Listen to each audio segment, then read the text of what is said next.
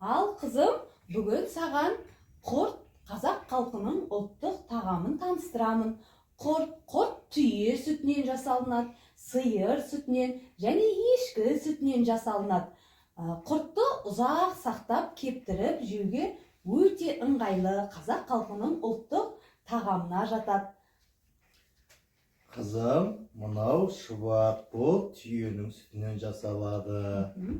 Қызым, мынау қымыз, бұл жылқының сүтінен жасалатын өнім. Ал енді қызым, екеуміз бірге түйе сүтінен жасалатын құртты көрсетейінші саған қалай жасалынады. Бұл кальцийға өте бай, пайдалы. Кән қызым, екеуміз бірге жасайшы, кел. Жасай ғой қызым. Кән, жасай ғой, кел.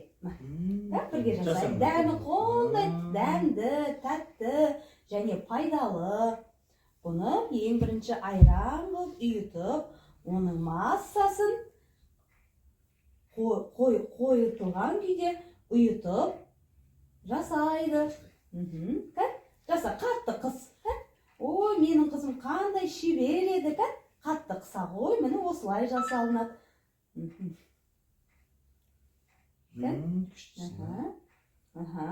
Жасай ғой қызым. Жасай. Біздің қазақ халқы ата-бабамыз көшпенді болған. Бұл ұзақ сақталатын дәмге жатады. Құртты әртүрлі пішінде жасауымызға болады. Дөңгелекше, сопақша. Мына қараш, қандай әдемі құрттар жасаған сенің анаң. Ал енді. Келе ғой, жасай ғой қызым. Ал, дәмді татып көресің бе? Әкесі дәмді татып көрші, қандай дәмді. Дәмдісін ай. Бетін мы жейміз қызым. Кел, мы жей ғой. Естіп жейміз. Істеп жасайды, томалақтайды бетін құртты. Істеп томалақтайды. Істеп қояды сосын.